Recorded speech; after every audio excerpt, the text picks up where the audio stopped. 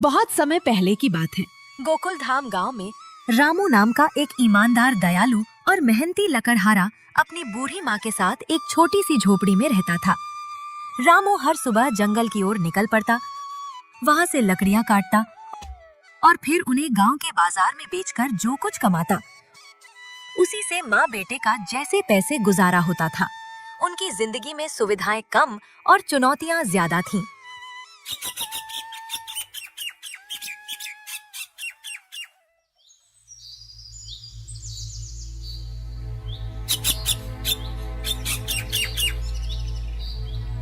रामू मेरे बच्चे, आज फिर जंगल की ओर जा रहा है। तेरी काया तो सूखती जा रही है, थोड़ा आराम भी कर लिया करना बेटा, अपनी सेहत का भी तो ख्याल रख। क्या करूँ माँ, अपना पेट पालना है तो मेहनत तो करनी ही पड़ेगी। तू चिंता मत कर, मैं जल्दी लौट आऊंगा। और वैसे भी लकड़ी काटने में मुझे अब थकान महसूस नहीं होती। रामू अपनी पुरानी घिसी हुई कुल्हाड़ी उठाता है और रोज की तरह लकड़ियां काटने जंगल की ओर निकल पड़ता है। रामू घने जंगल में अच्छी और सूखी लकड़ियां ढूंढ रहा था। उसे कुछ पेड़ दिखे, उसने कुल्हाड़ी से वार किया और लकड़ियां काटने लगा। लकड़ियां काटते काटते उसकी नजर थोड़ी दूर एक बूढ़े आदमी पर पड़ी, जो मुश्किल से एक छोटी टहनी तोड़ने की कोशिश कर रहा था। ये बुजुर्ग काका थे, जिन्हें रामू अक्सर जंगल में देखता था।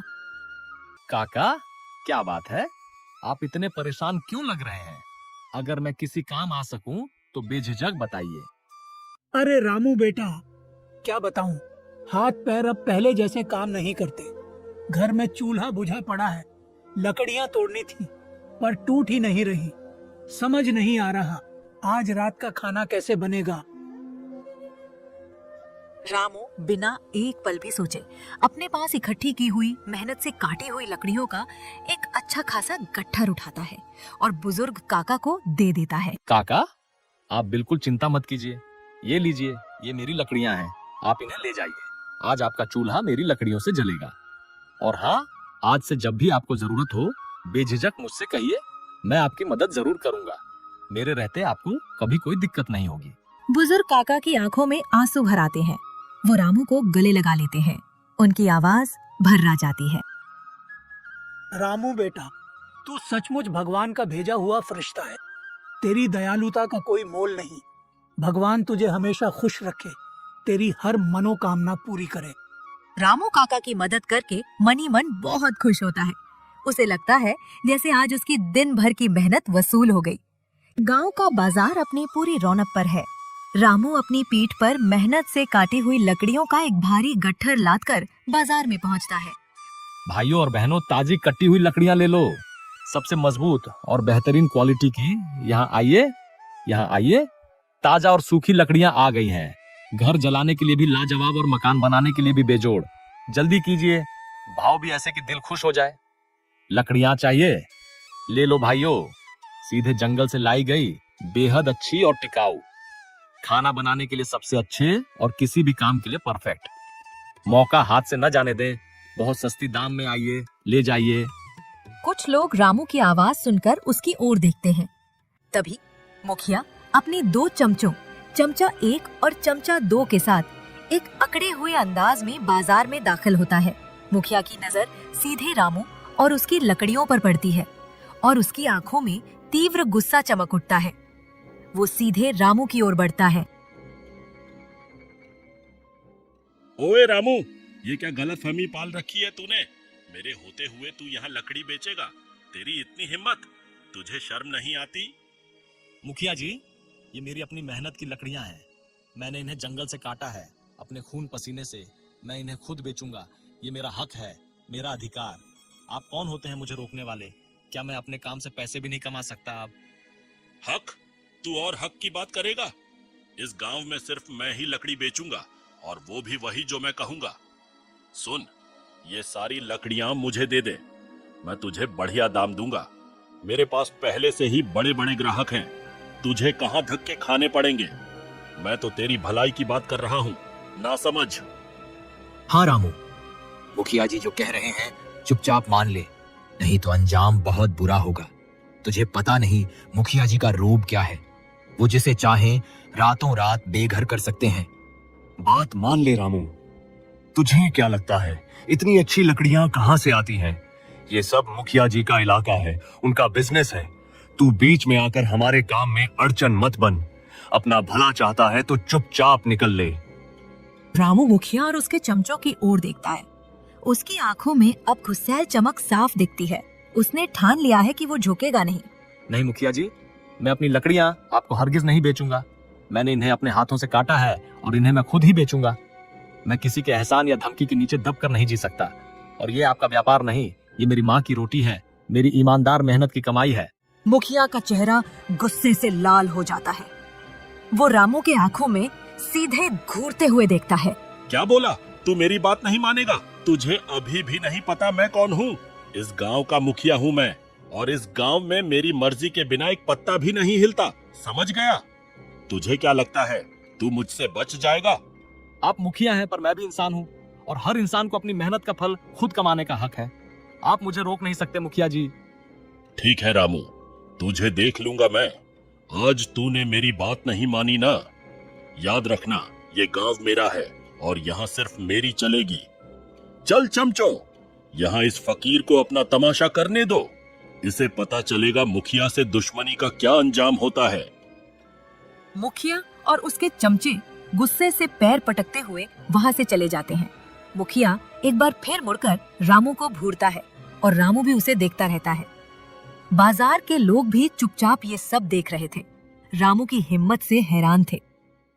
रामू गांव के बाजार से लकड़ी बेचकर जंगल के किनारे किनारे घर की ओर लौट रहा था।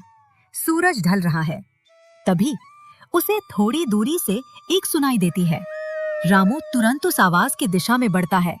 वो एक झाड़ी के पीछे देखता है और उसकी आंखें एक अति सुंदर दूधिया गोरी गाय पर पड़ती हैं, जिसका एक पैर बुरी तरह से घायल है। अरे तुझे क्या हुआ मेरी प्यारी? इतनी सुंदर गाय और ऐसे घायल पड़ी है। कौन तुझे इस हालत में छोड़ गया? रामू धीरे धीरे बड़े प्यार से गाय को सहारा देकर अपने घर की ओर ले चलता है। गाय भी रामू के साथ बिना किसी हिचकिचाहट के चल देती है। रामू गाय को अपने घर ले आता है।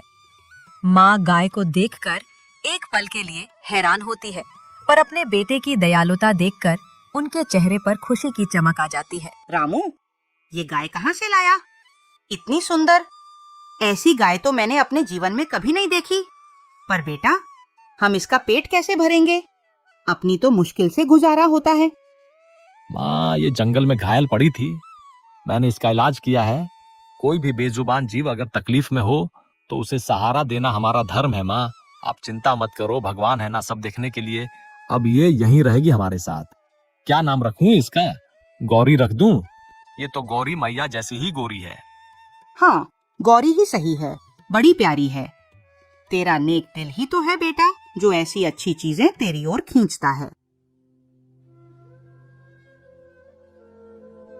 रात का समय था। माँ और रामू अपने दिन भर की घटनाओं को याद कर रहे थे, खासकर मुखिया की धमकियों को। उन्हें पूरा विश्वास था कि उनकी ईमानदारी और दयालुता एक दिन जरूर रंग लाएगी। रामू बेटा, तू कितना नेक दिल है। आज उस बुजुर्ग काका को अपनी लकड़ियाँ दे दी और खुद इतनी मेहनत करता है। पर ये मुखिया, इसका तो अन्याय बढ़ता ही जा रहा है। आज बाजार में उसने तुझे सरेआम धमकाया और तो और तुझ पर लाठी भी उठाई। मेरा दिल घबरा रहा है बेटा, यह सब देखकर। माँ, आप बिल्कुल चिंता मत करो। उस मुखिया की धमकियों से या उसकी एक लाठी से क्या होगा?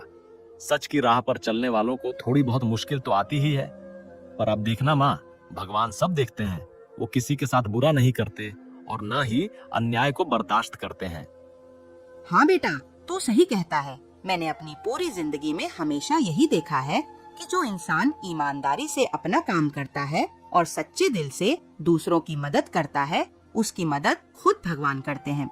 आज शायद हम दुनिया की नजरों में गरीब हैं, पर दिल के अमीर हैं। हमारा ये दिल ही तो हमारी सबसे बड़ी दौलत है। बिल्कुल माँ, आज शायद हमारे पास दुनियावी चीजें ज्यादा नहीं हैं, पर एक दिन जरूर ऐसा आएगा जब हमारी जिंदगी भी बदलेगी, जब हम सिर्फ अपना ही नहीं बल्कि और ज्यादा जरूरतमंद लोगों की मदद कर पाएंगे। मेरा सपना है माँ कि इस गांव में कोई भी बच्चा अनपढ़ ना रहे, कोई भूखा ना सोए। मैं इस गांव को खुशहाल देखना चाहता हूँ। तेरा ये सपना जरूर पूरा होगा रामू, मुझे तुझ पर पूरा यकीन है, क्योंकि तू सिर्फ अपने बारे में नहीं सोचता। तेरा दिल बहुत नेक है।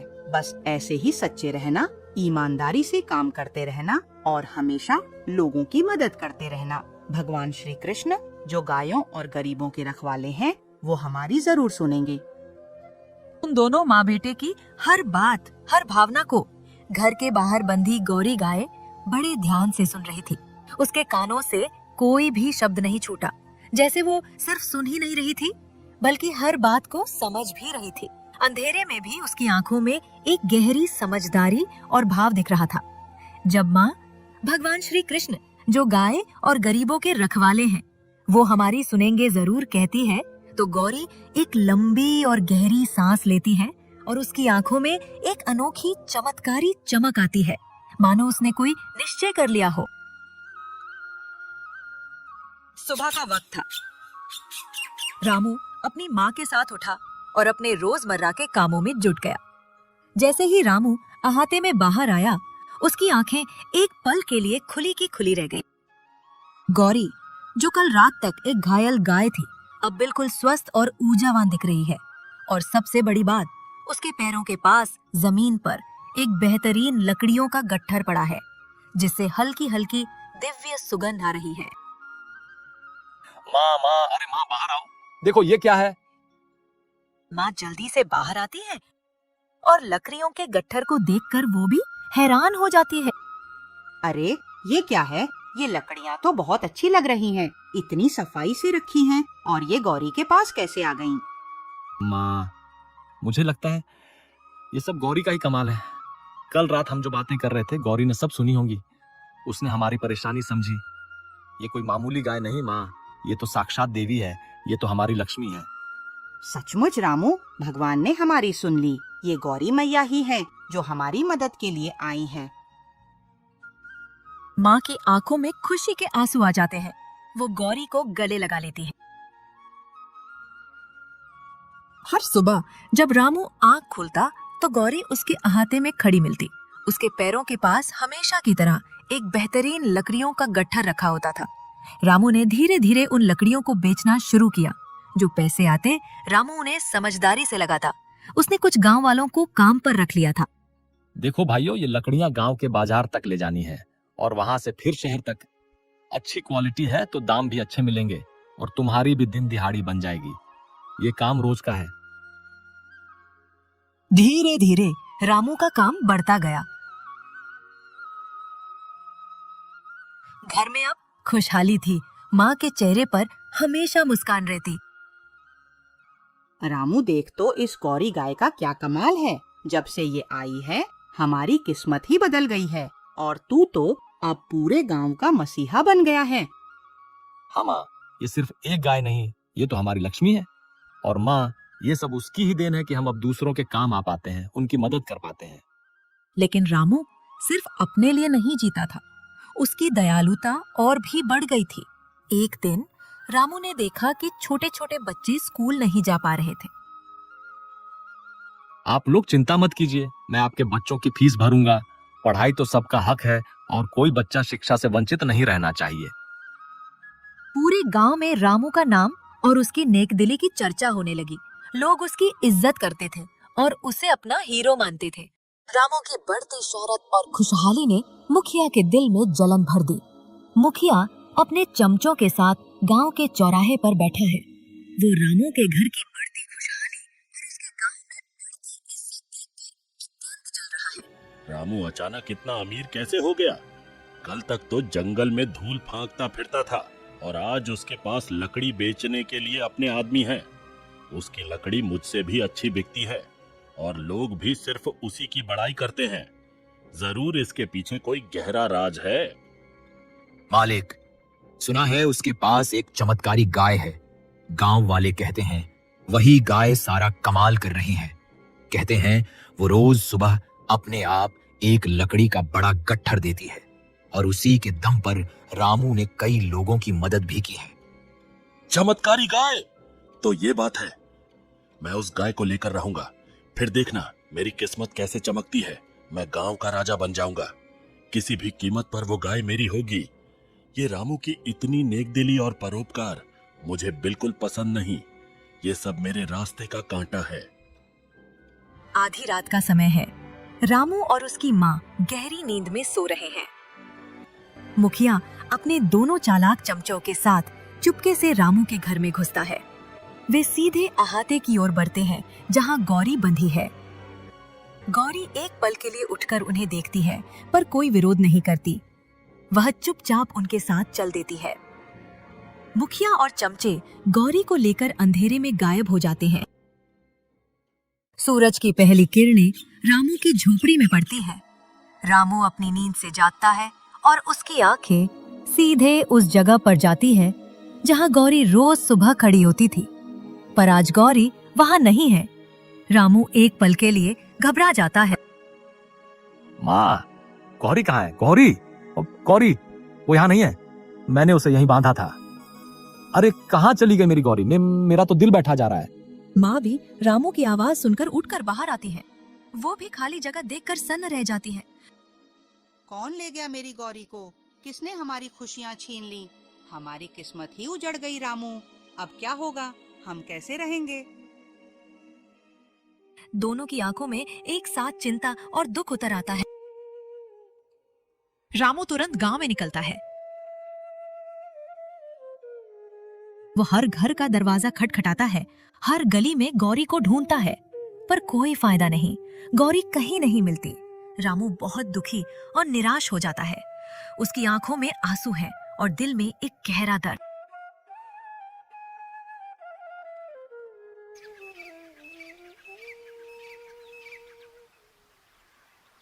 कुछ दिनों बाद रामू अब भी परेशान होकर गौरी को ढूंढ रहा है। तभी उसे वही बुजुर्ग काका मिलते हैं जो जंगल से लकड़ियां लेकर गांव की ओर आ रहे हैं। काका रामू के चेहरे पर छाई उदासी को पहचान लेते हैं। रामू बेटा, क्या हुआ? कई दिनों से देख रहा हूँ तू परेशान है। तुम्हारी वो प्यारी गाय गौरी कहीं दिख नहीं रही। सब लोग उसकी बात करते हैं कि वो कहाँ गई। हाँ काका, गौरी गायब हो गई है। मुझे नहीं पता कौन ले गया और वो कहाँ होगी। मेरी तो पूरी दुनिया ही उजड़ गई है काका। उसके बिना मेरा कुछ भी करने का मन नहीं करता। रामू बेटा, एक बात बताऊं, पर मुझे लगा था कि मेरा वहम होगा, इसलिए अब तक नहीं बताया था। क्या काका? बताइए ना, कुछ भी जो आपको पता हो। परसों मैं लकड़ियां बेचने मुखिया के घर के पास से गुजर रहा था। उनका बाड़ा खुला हुआ था। मैंने अंदर झांका तो मुझे तुम्हारी गौरी दिखी। वो वहीं बंधी हुई थी। मुझे लगा शायद वो कोई और गाय होगी, पर उसकी आंखें वो तुम्हारी गौरी ही थी बेटा। मेरा मन कह रहा था। मुखिया, ये उसकी ही करतूत है। मैं जानता था कि वो ऐसा कुछ करेगा। मैं अभी अपनी गौरी को लेकर आता हूँ। मैं उसे नहीं छोड़ूंगा। रामू तुरंत मुखिया के घर की ओर तेजी से दौड़ता है। बुजुर्ग काका भी उसके पीछे पीछे जाते हैं, चिंता और उत्सुकता से। अरे ये क्या बकवास है? यह तो बस एक मामूली गाय है, कोई चमत्कारी गाय वाय नहीं। उस रामू ने मुझे गधा बना दिया। मैंने इस पर इतना पैसा बर्बाद किया और इसने मुझे कुछ भी नहीं दिया। वो एक मोटी लाठी उठाता है और गौरी को जोर से मारने के लिए आगे बढ़ता। रामू हाफता हुआ वहां पहुंचता है। वो मुखिया को गौरी को मारते हुए देखता है। गांव के कुछ और लोग भी रामू के पीछे पीछे आ जाते हैं। रुको मुखिया, मेरी गौरी को हाथ भी मत लगाना। अरे रामू, आ गया तू अपनी निकम्मी गाय लेने? ले जा इसे, ये किसी काम की नहीं। बेकार में मेरे घर में जगह घेर रही है और मेरा चारा भी खा रही है। मैंने तुझे पहले ही कहा था ना, मेरी बात मान ले। मुखिया फिर से गौरी को मारने के लिए लाठी उठाता है। रामू बिना सोचे समझे बिजली की तेजी से गौरी के सामने खड़ा हो जाता है। अपने शरीर से गौरी को पूरी तरह से ढक लेता है। मुखिया की लाठी सीधे उसके कंधे पर लगती है। मुखिया की लाठी रामू के कंधे पर इतनी जोर से लगती है कि हड्डी टूटने की आवाज आती है। रामू दर्द से कराहता है। उसकी आंखें दर्द से बंद हो जाती हैं। वो गिरते गिरते संभलता है, पर गौरी को अपनी पनाह में पकड़े रहता है। उसके कंधे से ताजा खून निकलने लगता है। चमचे 1 और 2 भी रामू को मारने के लिए अपनी लाठियां उठाकर आगे बढ़ते हैं। चकाचौंध कर देने वाली रोशनी चमकती है। रोशनी इतनी तीव्र है कि मुखिया, चमचे और वहां जमा सभी गांव वालों की आंखें चौंधिया जाती हैं। वे अपनी आंखें बंद कर लेते हैं और कुछ लोग तो डर के मारे जमीन पर ही गिर पड़ते हैं। धीरे धीरे उस दिव्य प्रकाश में गौरी गाय का रूप बदलने लगता है। उसका आकार बढ़ता है, उसकी चमक बढ़ती है और वो एक अद्भुत अलौकिक रूप में परिवर्तित होती है। गौरी अब स्वयं भगवान श्री कृष्ण के दिव्य रूप में प्रकट होती है। उनका तेज इतना है कि कोई भी उनकी ओर सीधे देख भी नहीं पाता। मुखिया और चमचे डर से थर-थर कांपते हैं। वे रामू की ओर देखते हैं, जो अभी भी दर्द से कराह रहा है। मुखिया, तुमने लालच और पाप का रास्ता चुना। तुमने एक निर्दोष जीव को चुराया और उसे मारने का प्रयास किया। तुमने अपने पद का दुरुपयोग किया और गांव वालों को सताया। और रामू, मेरे सच्चे भक्त रामू ने अपनी जान की परवाह किए बिना उसे बचाया। उसकी नेकदिली, उसकी दयालुता और उसकी भक्ति का कोई मुकाबला नहीं। भगवान, मुझे क्षमा करें। मुझसे बहुत बड़ी गलती हो गई। मैं अपने लालच में अंधा हो गया था। मुझे माफ कर दीजिए प्रभु। तुमने चोरी की है, अधर्म किया है, पाप किया है। इस अधर्म का तुम्हें दंड भुगतना होगा। तुमने अपने पद का गलत इस्तेमाल किया और दूसरों को सताया। अब तुम वही बनोगे जो तुम अंदर से हो, एक नीच जीव। श्री कृष्ण अपने दाहिने हाथ का इशारा करते हैं। अचानक मुखिया और उसके दोनों चमचे धुएं के एक गुबार में बदल जाते हैं। धुआं हटने पर वहां 3 गधे खड़े होते हैं।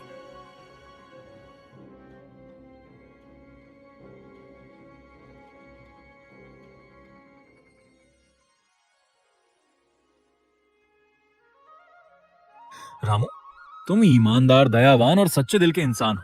तुमने निस्वार्थ भाव से एक बेजुबान जानवर की मदद की और अपनी जान दांव पर लगाकर उसे बचाया। तुम्हारी भक्ति और नेकदिली से मैं अत्यंत प्रसन्न हूं। आज से तुम्हारा जीवन खुशियों और समृद्धि से भरा होगा।